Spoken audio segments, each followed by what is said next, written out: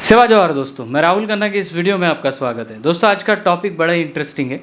आप टीवी सीरियलों में देखते हो या फिर किसी धर्म ग्रंथों में लिखे हैं कि मामा जो है वो उनके कथाओं में बहुत दुष्ट दिखाए गए हैं।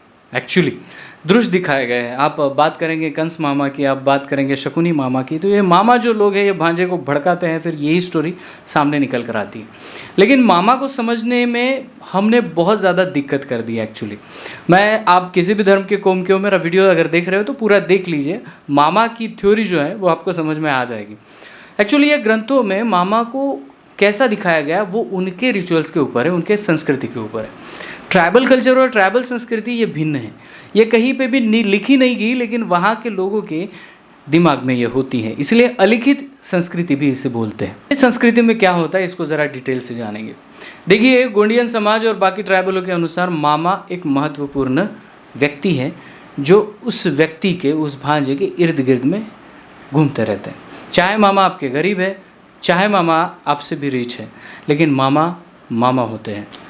मामा वो सिद्धांत है जो कि आपके ट्राइबल कम्युनिटी में इसके बिना ये जो हमारे रिलेशन है ये पूरे ही नहीं होते।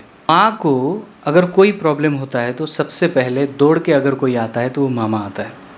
भांजे के बारे में भी उनके वही कर्तव्य होते हैं। अगर आप लड़के हैं तो ठीक है, लेकिन आप लड़की है और आपके कोई मामा है तो गरीब भी होंगे, लेकिन शादी में, आपके शादी में नवर बाग जो होता है वो मामा ही ला के देता है। आपके शादी का थोड़ा बहुत खर्चा, अगर गरीब है तो थोड़ा बहुत करेगा, अगर आपसे भी थोड़ा पैसे वाला है मामा तो शादी का आपके पूरा खर्चा भी मामा ही करता है। याद रखिए, ट्राइबल रिचुअल्स में सिर्फ लड़की की शादी होने से जो संबंध है वो ख़त्म नहीं हो जाते, वहाँ से संबंध स्टार्ट होते हैं और वो अंदर तक धस जाते हैं। भांजा है तो भांजा के किसी भी रिचुअल्स में मामा का होना ज़रूरी है। हमारे पेरसा पेन में भी हमारे अगर मामा नहीं आते तो हम उनको बुला के ज़बरदस्ती से लाते हैं, क्योंकि हमारा गोगो रह जाता है उनके बिना। ये जो सोयराल पद्धति और मामा पद्धति है, ट्राइबलों में बहुत इंपॉर्टेंट पद्धति है।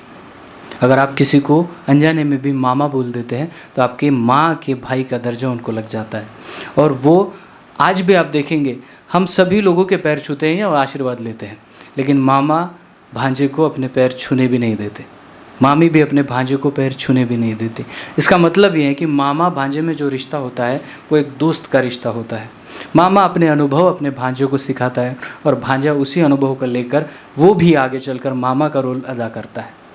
मामा का रोल सिर्फ बहन की शादी करना ही नहीं होता, तो बहन के बच्चे जो है, उनके भांजे जो है, उनके शादी तक खर्चा लगाना होता है और वो मामा करते भी हैं और अपने कर्तव्यों को, दायित्व को वहाँ पे निभा लेते हैं। ये वो सिस्टम है जो बहन को भाई से अलग नहीं करती, बहन को भाई से जुदा नहीं करती, और ये पूरी सिस्टम गोंडियन कल्चर में बसी हुई है। सिर्फ बाकी क्षेत्र में बाकी लोगों ने इसको ख़राब कर दिया है, किसी कंस मामा के नाम पर, किसी शकुनी मामा के नाम पर, अलग मामा के नाम पर।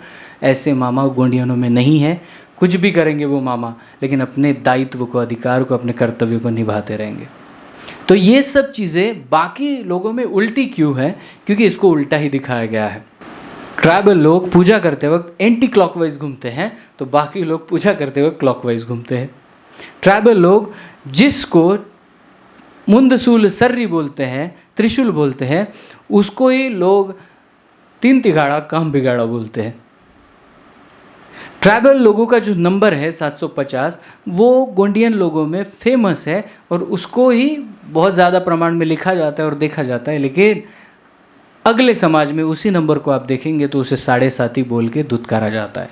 कहने का तात्पर्य क्या है? कहने का तात्पर्य है कि जो ट्राइबल रिचुअल्स है, कुछ लोगों को लगा कि ये गलत है तो उन लोगों ने अपने रिचुअल से अलग बना दिए। इसका मतलब ये नहीं होता कि वो पुराने हो गए और आपकी गलत हो गई। आप सही है और आप सही मात्रा में आगे चल रहे हैं। इसलिए मैं कहता हूँ कि कोई भी रिलेशन ट्राइबलों में जो होता है उसके बहुत सारे मायने होते हैं। इसलिए कोई भी शब्द आप मुंह से निकालें तो ऐसा शब्द निकालें कि कोई भी रिलेशन में कोई भी प्रॉब्लम ना आए। क्योंकि ऐसे तो कहते हैं कि बहुत सारे लोग हैं कि दारू पीते हैं, मारते हैं, आज के दुनिया में बहुत सारी चीज़ें होती है, तो वैसे भी मामा हमें चाहिए क्या? लेकिन आपकी जब शादी की जाती है, उस शादी में वहाँ पे भूमिका भी चिल्लाता है कि मामा को बुलाइए, और तब मामा गरीब है अमीर है ये नहीं दिखा जाता। जब तक आपके पीछे मामा खड़े नहीं हो जाते, आपकी शादी आगे नहीं बढ़ती, मर्मिंग आगे नहीं बढ़ता। ये है मामा का पावर। इसलिए बाकी लोगों के से प्रेरणा ना ले। अपने समाज में क्या रिचुअल्स है और क्या उस रिलेशन के मायने हैं, उसको देखिए। मामा आपके जन्म में भी खड़ा रहता है, मामा आपके शादी में भी खड़ा रहता है आपके पीछे। इसका मतलब यह है कि भांजे मैं खड़ा हूँ तो आगे बढ़।